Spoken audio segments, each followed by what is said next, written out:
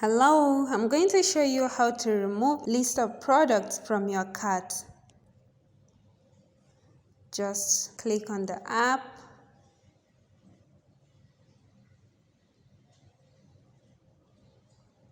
Then you click on more. Then you click on cart. You click on the cancel sign here. Yes. Can you see? If you want to remove all of them, you click on it. They will all go. Yes. Can you see? No data found. They are all gone. This is how to remove list of products from your cart. Don't forget to like, subscribe, and ding the bell to notify you of our new videos.